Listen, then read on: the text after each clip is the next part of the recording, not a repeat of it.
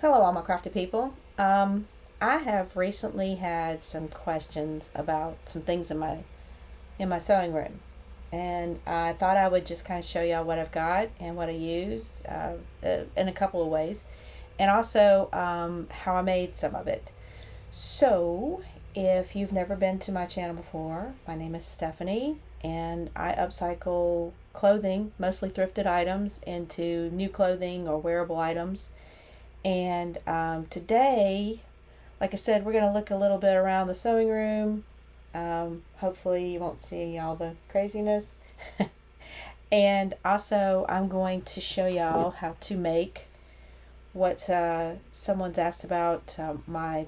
It's not a Notion cup per se or organizer. I guess it could be. It's more of a tool organizer for me.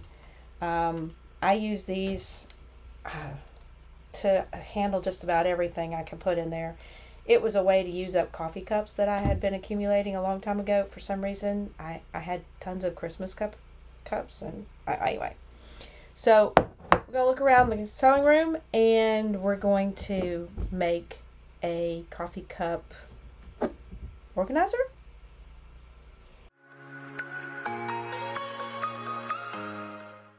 Alright, this is a little bit different for me, but I was going to show y'all the primary desk that I sew at. Over the top you can see my racks that I use for my thread. I'll include a link to those or something similar to those in my description below. You've got the good old serger. You've got my scissor, I don't know what you call that. It was a cup holder, like a coffee cup holder, and I just put scissors on it. And you go over to my sewing machine. And I have no idea why my husband put yardsticks in the back corner back there. But that's my basic setup. And then I have a cutting table behind me that you're not looking at, but you see all the time. And like I said, this is bare bones, but it works. Okay, everybody, this is the pattern we're going to be doing. It is pattern number 2450. Unfortunately, this particular pattern is no longer in print. However, I did see some on eBay, and I think there was some on Amazon. So somebody's got a stock of them, I guess, that they're still selling. They're not very expensive or anything like that. It's a super easy pattern. And it's only technically two pieces. It's only two pieces. You've got three here, but one of them is for a cup if you decide to put binding on the little pocket as opposed to folding over the pocket. And I'll show you how all that works. So let me fold this up for a second and I'll show you. This is the two pieces that we're going to be worried about. This is the extra one for the one with binding on the top. We're not going to be using piece number 3. We're going to be using 1 and 2. This is the body of it. And this is the pockets that go on the front. And what I'm saying, or what I want you to see, this is an example. This is my dusty one that I use all the time at my table. It holds a lot of tools. It velcros right underneath the handle. You unvelcro and take my coffee cup out of there, my Christmas coffee cup, of course. And this is what it looks like when it's laid flat.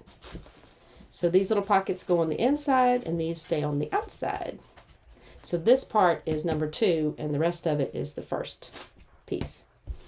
It's pretty simple. We're going to be using bias tape, but it's going to be double fold this time.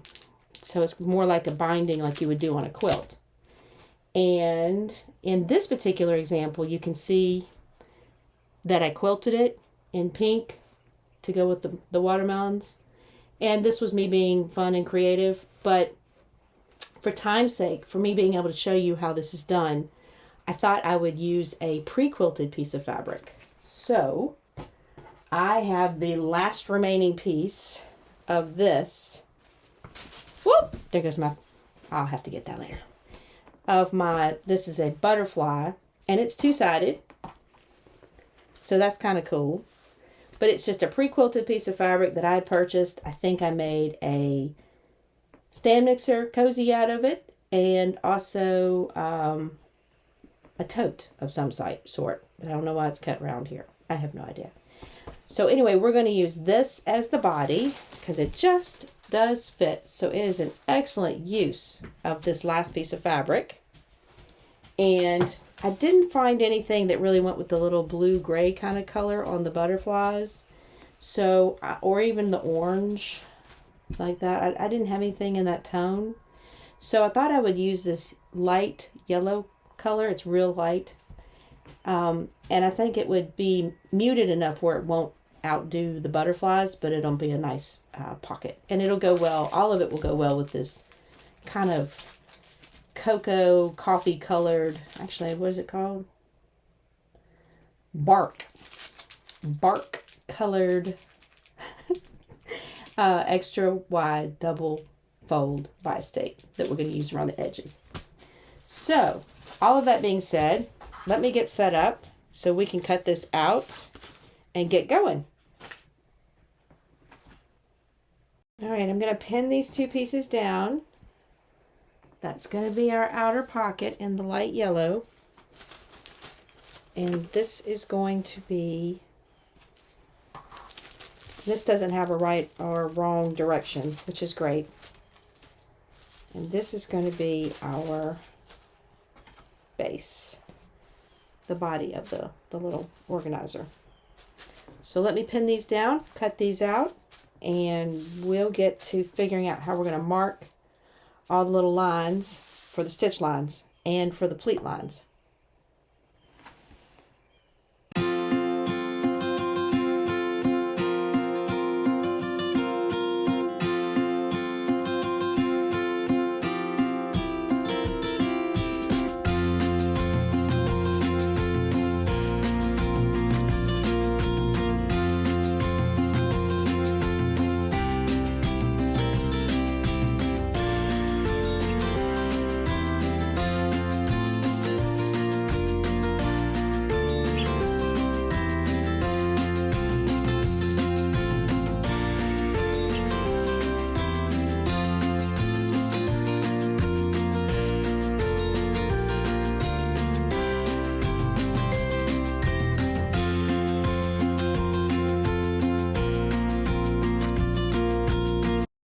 All right, I've got them both cut out, and now the tricky part, it's not really tricky, but it can be a pain depending on what your marking preferences are.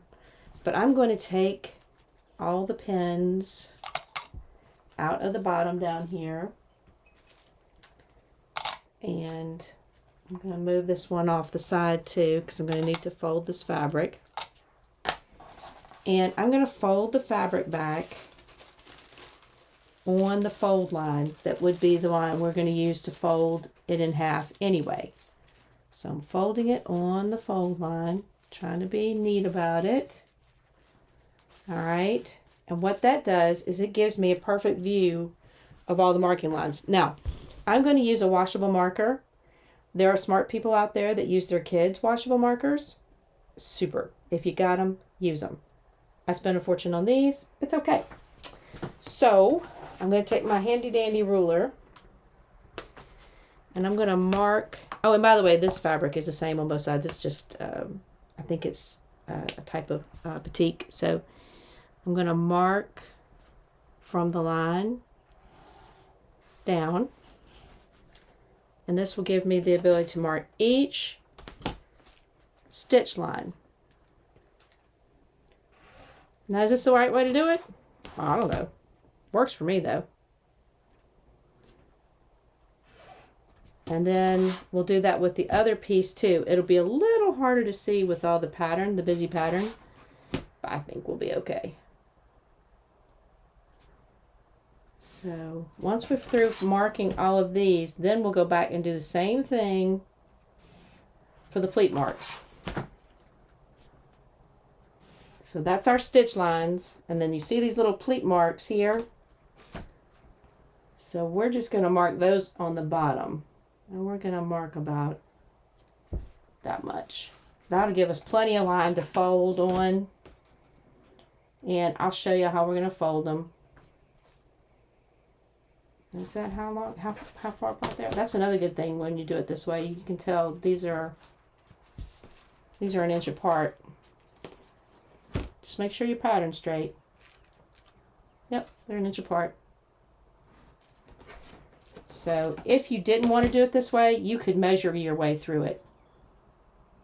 And that would work too.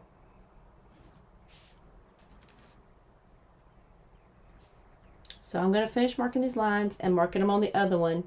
And then we'll get to pleating and sewing and whatever else we're going to do. Now in the pattern, it tells us to put the two sides together and the batting in between so you can quilt it. We're obviously skipping that part. We've already made our transfer of our lines. It's really hard to see on this busy pattern, but I did transfer lines on there. And you can see it on the yellow. So the next thing we need to do is take our bias tape and run across the top of this to encase this particular edge. And what we're going to do is we're just going to use it as it's intended, straight across. So we're going to open up our bias tape. This is double fold like that. So we're going to open it up and just insert our little raw edge here. And we want it to come off the edge a little bit so we can cut it flush. We don't have to finish these edges right now because there's going to be another piece of bias tape that goes all the way around and we'll have to finish those edges. But these we don't need to worry about. They can be raw. So we'll just clip them to fit the shape, the angle of this edge. And I'll probably go over there and use some of my little quilt clips to keep this in place. And we're just going to run a stitch right down close to the edge of that bias tape to put it down. So let's go to the machine. Okay, we're over here at the machine and I've kind of clipped my binding on to the top edge of the little project. And I'm going to sew this down, and then we have some other things we're going to be sewing down too. We're going to be at the machine for just a bit before we probably go back to the table. So, and I went with some wild turquoise colored thread. I don't know why. I just thought it was cute. I'm gonna try and keep it as close to the edge as possible, but I do want to make sure I catch both sides. A little back stitching. Although it's really not necessary. This edge is going to be caught under the other part of the binding. It's going to go around the rest of the project. Take our little clip off. And I've got a denim needle on here. That's why it sounds so loud. I didn't take my denim needle off because I'll be going through a couple of layers here, so I figured it wouldn't hurt.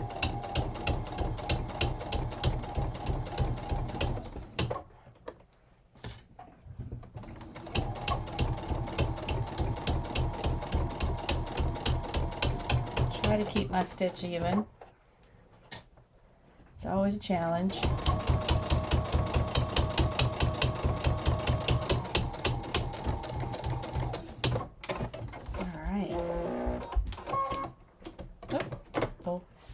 See, I did a little blue kind of color. I think it looks cute. So let me go get the others. And all I'm going to do with this is I'm just going to clip it in the direction that the cut was already made on the side here. So just clip it like that. So now it's nice and even. All right, let's get to the next step. Okay, I've got the binding on the top, and now what we're going to do is right where that little curve is, and you can transfer your fold line if you like, but I know that's where it's going to fold like this, and this is the part that's going to go inside the cup. So we're going to go over there and we're going to sew down these 1, 2, 3, 4, 5 lines I've transferred. It's hard to see on this busy fabric, but they are there, and that will make our inside pocket. So let me get that done, and then we'll get to the next step. Okay, now we're going to take the pocket, the outside pocket, and we're going to create all the little pleats and everything. And the first thing we need to do is fold it in half. And we're going to go ahead and press that because that will make it easier. All right.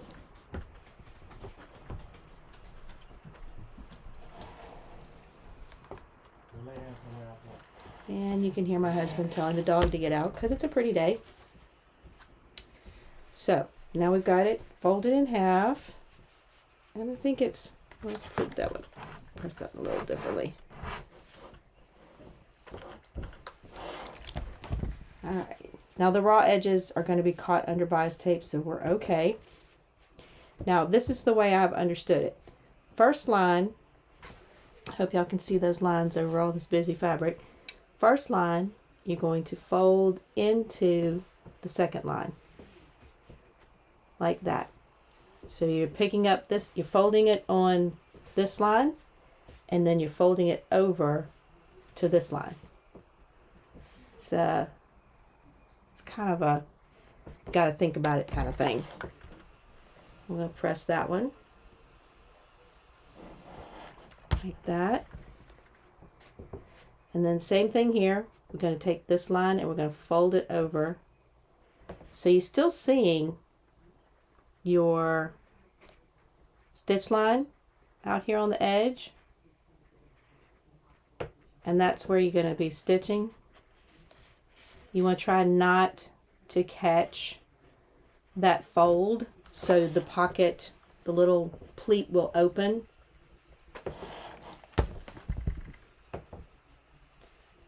So that's, this is the process we got to go through. I'll pleat each one of these. Again, making sure I don't catch the stitch line. The stitch line should be outside of that fold that's behind it, so you don't close up the little pleat.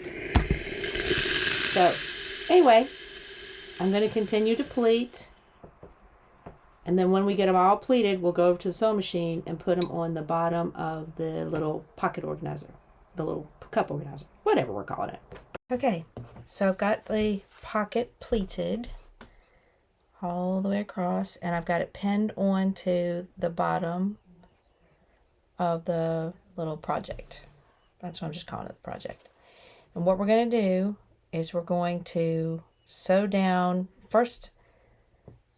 Yeah. We're going to sew down each of these lines, and I'm going to try and make sure that I don't catch the fold. So I might sew right outside of that line, making sure I don't catch the fold, because then the fold wouldn't open, the little pleat.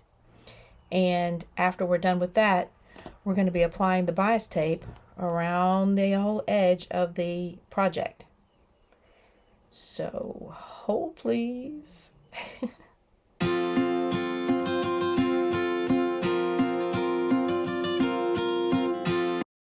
Okay, I have clipped my binding all the way around the edges. Now it's tricky in a couple of places. One, this curve, you're going to have to give it slow attention when you're sewing it. Now you could iron it and press it and press that bias tape a little better for the curve. I'm kind of lazy.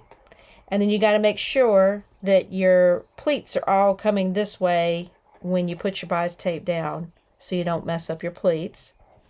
And then when you come to the end down here, the best thing to do that I've found, and I think this is the way the pattern recommends it, is that, well, first of all, let me cut off a little more of that. I don't need that much. Okay. Is you fold down, it's kind of hard to see. Let's see if I can show you this way. You're going to fold down this side, the back, or the other side, and then that creates this fold right here, and you fold that over so it gives it a finished edge. You kind of have to play with it to make sure that it lines up properly and it doesn't look too goofy. But the good thing about that particular finished edge is it's going to be inside the cup. because this part will be folded inside the cup. So at least it's not showing on the outside in case you don't get it right, because it's a craft. It's not going to be perfect. So I'm going to sew around the edge of this bias tape. Oh, one more thing. Forgot. I cut two pieces of Velcro, you know, both sides of the Velcro, fuzzy and sticky. Fuzzy and sticky. That's probably characters somewhere. All right, the Velcro will go right behind this pocket on the back. So it actually goes right where, because you got to think, you're going to fold this over, and that Velcro's got to connect to the other side underneath the handle of the cup. So we want to pin that there. I'm going to pin that from the other side, because I'm going to be sewing from the other side. And then on the other side, same place. Let's move our binder clip up a little. I think that's it. Let's just check. Just fold it over. Make sure it lines up. So I'm going to put a pin in that one too. And make sure, oop, see, I got this wrong already.